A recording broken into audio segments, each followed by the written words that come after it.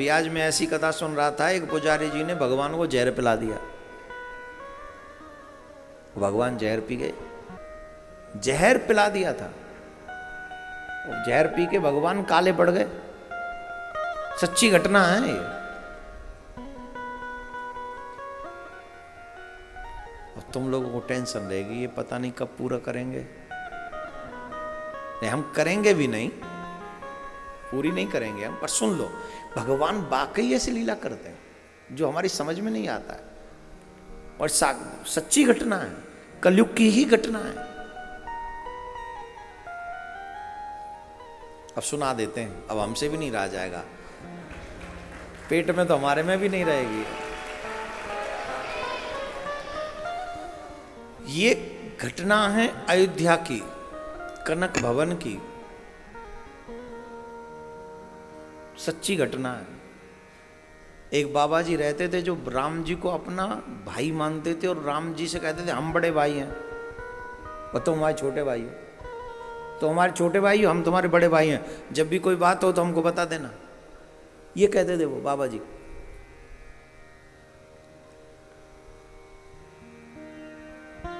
तो जब भी मंदिर जाते थे कहते कोई बात हो तो बताना। अब लोग हंसते थे, बोले भगवान से तो लोग कहते हैं हमारी ये बात हो, ये कहते भगवान से कोई बात हो तो हमें बताना।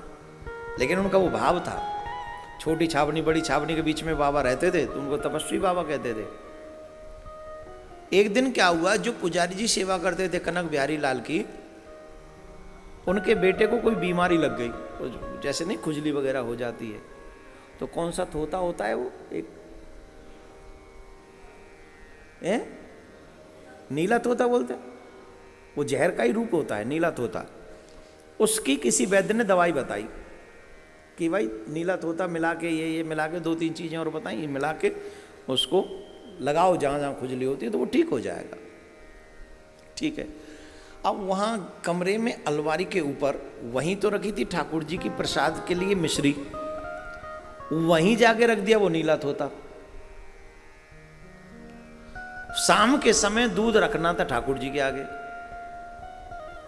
तो मिश्री तो डाली जाएगी ना, तो अंधेरा हो रहा था शाम को, मिश्री निकालने के चक्कर में वो नीला तोता निकाल लिया और गिलास में रख दिया, गिलास में भर दिया, और बिना दूध का रंग देखे भगवान को जाके चढ़ा दिया, और मंदिर के दरवाजे बंद कर दिए, चले गए, जाके सो गए।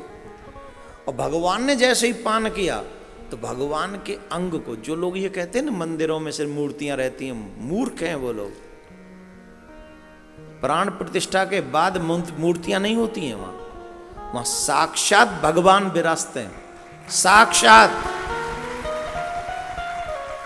कोई न माने तो उनका दुर्भाग्य है, न माने उनका दुर्भाग्य, सांची।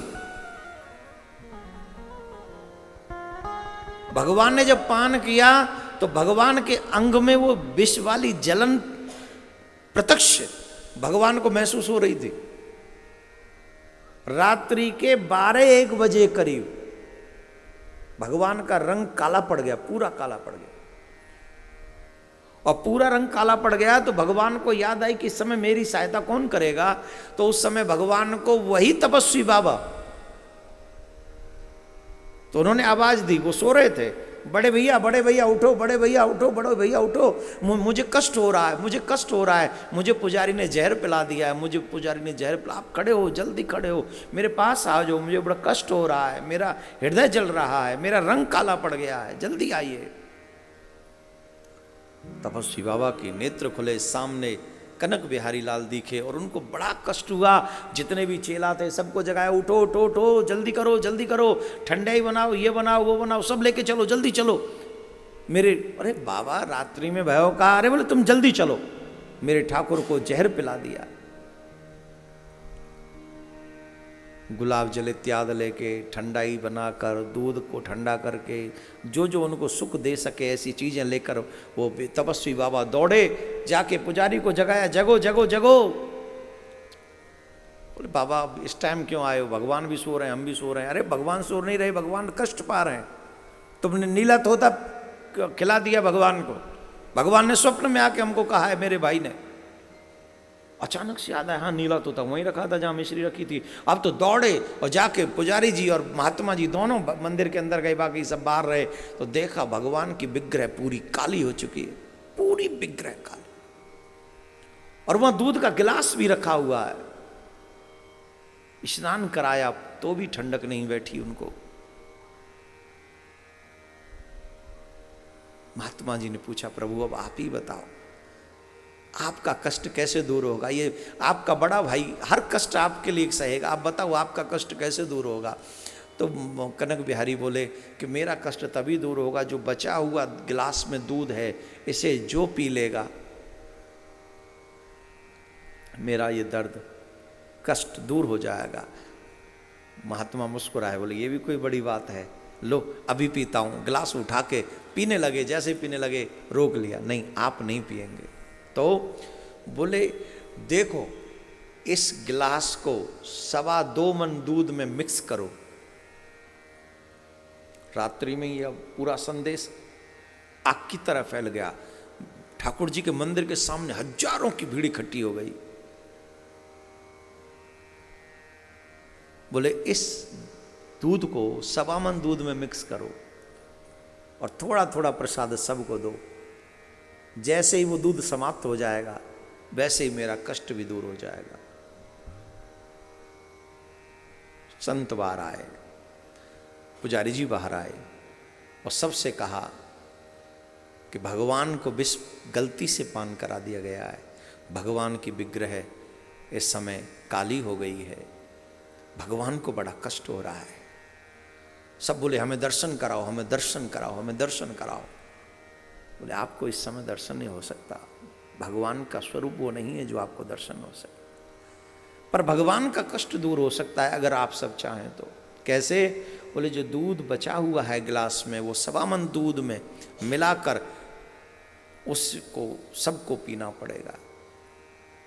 बिना 1 सेकंड गंवाए मेरे ठाकुर के दीवाने बोले हम पिएंगे, हम पिएंगे, हम पिएंगे, हम पिएंगे, हम पिएंगे। एक दो नहीं था, एक दो नहीं थे, हजारों हजार लोगों ने कहा हम पिएंगे, हमारे ठाकुर को कष्ट नहीं होना चाहिए। बाबा के नैनों से अश्रु बहने लगे। ऐसा लगता था कलयुग नहीं, ये तो सतयुग है। आज भी मेरे ठाकुर के दीवाने मरने से नहीं डरते, अपने ठाकुर से प्यार करते हैं। वो दूध मिलाया गया 2.25 मन दूध में, 1-1 चम्मच सबको पिलाया गया, सबने खुशी खुशी पिया। और जैसे जैसे दूध बढ़ता गया वैसे वैसे भगवान का रंग बदलता गया, पूरा रंग बदल गया, यथावत हो गए। मृत्यु किसी की नहीं हुई, अमृत बन गया उन सब के लिए वो दूध। और सब पी पी के जब चले गए, संत जी फिर गए, भगवान का पूरा रंग एकदम सफेद हो गया पहले की तरह। पर हथेली में फिर भी कालिमा थी। भगवान बोले, सब बड़े भाई जो मानते थे अपने आप को, बोले अब ये क्यों रह गया? बोले वो इसलिए रह गया, जिस कढ़ाई में दूध मिक्स किया गया था उस कढ़ाई में थोड़ा सा दूध रह गया था और उस दूध को नहीं बांटा गया। इस वजह से ये अब, क्योंकि सब चले गए, वो दूध अब बटेगा नहीं, तो ये कालिमा तो हमेशा मेरे हाथ में रहेगी, जिससे पता चले कि मेरे बड़े भैया ने मेरे लिए क्या किया था। किस किसने कनक बिहारी भगवान के दर्शन किए अयोध्या में? किए? उनकी हथेली पे आज भी मेहंदी लगाई जाती है, सिर्फ उस काले रंग को ढकने के लिए। ये सतयुग त्रेता युग की कथा नहीं है, ये कलयुग की कथा है।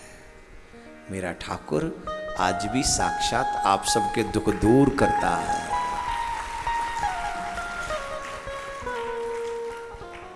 अभी के लोग होते हैं तो जो कहते पुजारी को जहर पिला दो, है ना।